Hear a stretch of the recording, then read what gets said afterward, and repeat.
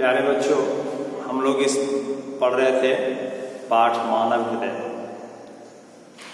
इसमें इसके पहले जो हम बता रहे थे कि जब से मशीनों का प्रचलन बढ़ा, स्वचालित मशीनों का, ऑटोमेटिक मशीनों का प्रचलन बढ़ा, तो जिस अनुपात में बढ़ा उसी अनुपात में शारीरिक और मानसिक रोगों की वृद्धि हुई।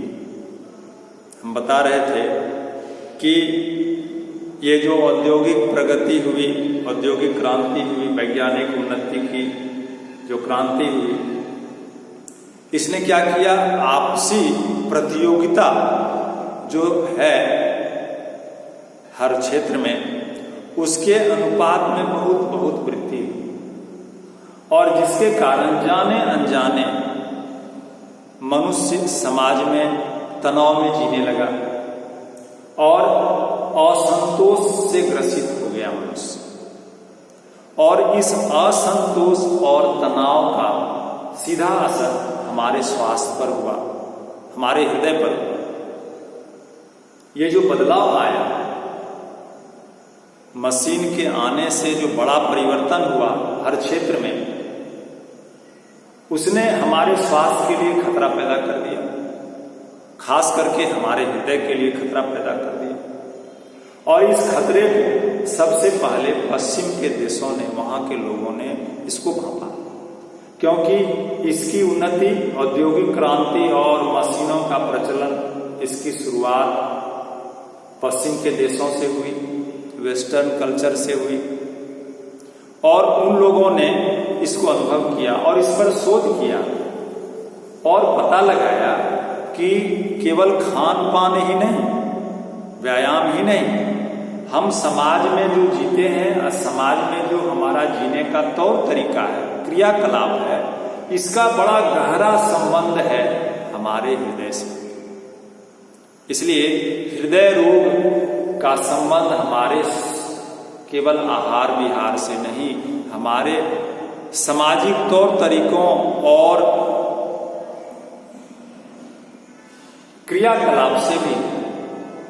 हम अपने इस सामाजिक तौर तरीकों को नियंत्रित करके इस खतरे को बहुत हद तक कम कर सकते हैं, जो खतरा हमारे हृदय पर अभी वर्तमान परिस्थिति में आया है। वर्तमान में जो उपलब्ध जानकारी है उसके अनुसार हमारे खून में, रक्त में कोलेस्ट्रॉल की अधिकता या उच्च रक्तचाप, हाई ब्लड प्रेशर जिसको बोलते हैं, मधुमेह मतलब डायबिटीज, धूम्रपान जो धुएं के रूप में नशा करते हैं, ये सब भी हृदय रोग को बढ़ाने का प्रमुख कारण है। अभी वर्तमान की जो उपलब्ध जानकारी है ये हमको बताते हैं, ये जानकारी से ये बताते हैं हमको कि ये सब भी मुख्य कारण है। चिकित्सा के क्षेत्र में भी इस विषय पर निरंतर लगातार बहुत इस पर प्रयोग किया जा रहा है, काम किया जा रहा है। हृदय की जो शल्य चिकित्सा करने वाले हैं चिकित्सक, उन्होंने भी और वैज्ञानिक भी इस दिशा में सतत लगातार प्रयत्नशील हैं, इसमें लगे हुए।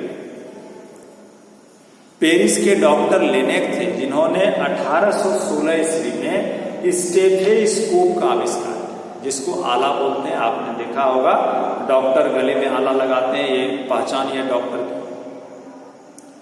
तो इससे हृदय पर अंदर के भागों की जानकारी लेते हैं, हृदय पर रखकर उनका धड़कन सुनते हैं और डॉक्टर पता लगाते हैं उस आवाज से कि क्या बीमारी है, क्या कमजोरी है, क्या कमी है।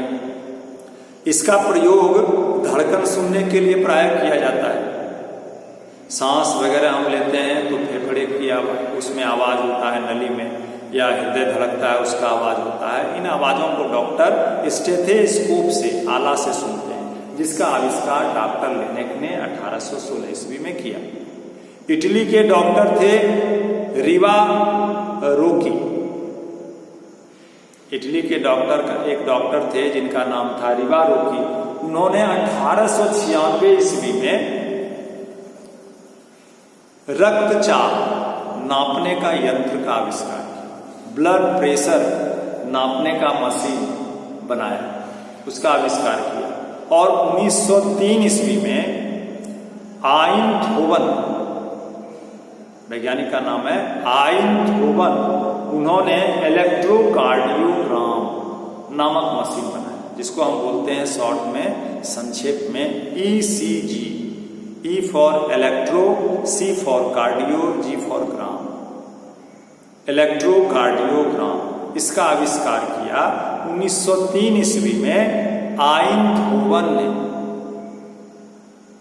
और इस मशीन से हृदय की चिकित्सा के क्षेत्र में बहुत बड़ा परिवर्तन, बहुत उल्लेखनीय परिवर्तन, रोगियों को और डॉक्टरों को बड़ा लाभ मिला इस मशीन से, ECG मशीन से। इसलिए आइंथहोवन को 1924 ईस्वी में नोबेल प्राइज दिया गया चिकित्सा के क्षेत्र। अलग अलग क्षेत्र में नोबेल प्राइज प्रतिवर्ष दिया जाता है, तो 1924 में चिकित्सा के क्षेत्र में आइंथहोवन को ECG का आविष्कार करने के लिए नोबेल पुरस्कार दिया। तो ये 3 महत्वपूर्ण चिकित्सा के क्षेत्र में आविष्कार हुए। हम बताए क्या, डॉक्टर लेनेक के द्वारा 1816 ईस्वी में स्टेथोस्कोप, आला का आविष्कार, जिससे हृदय की धड़कन सुनते हैं। फिर 1896 ईस्वी में डॉक्टर रिवारोकी के द्वारा ब्लड प्रेशर, रक्तचाप नापने का यंत्र का आविष्कार। और फिर 1903 ईस्वी में आइंथहोवन के द्वारा इलेक्ट्रोकार्डियोग्राम नामक यंत्र का आविष्कार, ECG का आविष्कार हुआ। इसके द्वारा हृदय की धड़कन और हृदय के अन्य भागों की पूरी जानकारी प्राप्त होती है डॉक्टरों को। ये 3 महत्वपूर्ण जानकारी थी, ये 3 महत्वपूर्ण आविष्कार हुआ। और इस अंतिम यानी ECG यंत्र के लिए 1924 ईस्वी में आइंथहोवन को नोबेल प्राइज दिया गया। अब अभी के समय में, वर्तमान समय में चिकित्सा के क्षेत्र में प्रतिदिन, प्रतिवर्ष नई नई प्रगति हो रही है और महत्वपूर्ण प्रगति हो रही है।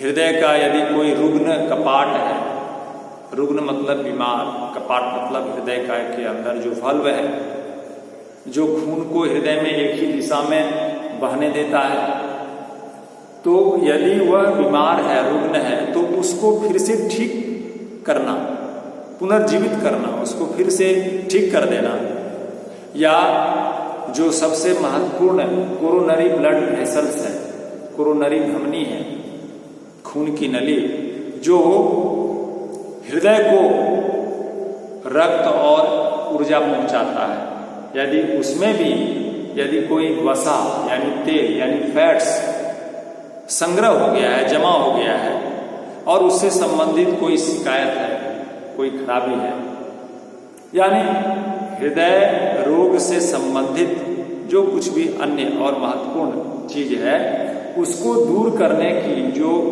तकनीक है वो नित्य प्रतिदिन विकसित होती जाए। और नई नई तकनीकें विकसित हो रही हैं आज तक। अब तो स्वस्थ हृदय के प्रत्यारोपण का कार्य भी संभव हो, यानी एक स्वस्थ हृदय को एक बीमार व्यक्ति में हम लगा सकते हैं। आज ये संभव है, चिकित्सा विज्ञान ने आज ये संभव कर दिया है। तो इस पाठ में हम सब निष्कर्ष में ये पढ़े कि स्वास्थ्य हमारे लिए बहुत बड़ा धन है, सबसे बड़ा धन। अपने स्वास्थ्य के आधार पर ही हम जीवन में अपने धन का सदुपयोग कर हम सुखी हो सकते हैं, सुख की कल्पना कर सकते हैं। रोगी बीमार व्यक्ति तो उठने बैठने में भी असमर्थ होता है, ऐसे व्यक्ति से सुखी जीवन की कल्पना किस प्रकार किया जा सकता है। इसलिए अपने स्वास्थ्य के प्रति सतर्क रहना, सचेत रहना, ये हमारा पहला कर्तव्य है और इस कर्तव्य पर हमको अवश्य ध्यान देना चाहिए। और यह अच्छा स्वास्थ्य हमको संतुलित आहार, संतुलित व्यायाम और संतुलित व्यवहार से प्राप्त होता है। इसलिए सादा जीवन उच्च विचार, ये जो उक्ति है, इस पर हमको चलना चाहिए। अपने आचार विचार और आहार विहार पर नियंत्रण रखना चाहिए, सब उसके प्रति सतर्क रहना चाहिए और नियमित खुश प्रसन्न संतोष धारण करके हमको अपने भोजन और व्यायाम को निरंतर जारी रखना चाहिए ताकि हम स्वस्थ रह पाए। अभी के समय में अपने स्वास्थ्य के प्रति विशेष रूप से जो अभी परिस्थिति आई है कोरोना के माध्यम से, विशेष रूप से हमको सतर्क रहना चाहिए। स्वास्थ्य के प्रति सचेत रहना और अपने स्वास्थ्य को सुधार के रखना, ये हमारा पहला कर्तव्य है। धन्यवाद।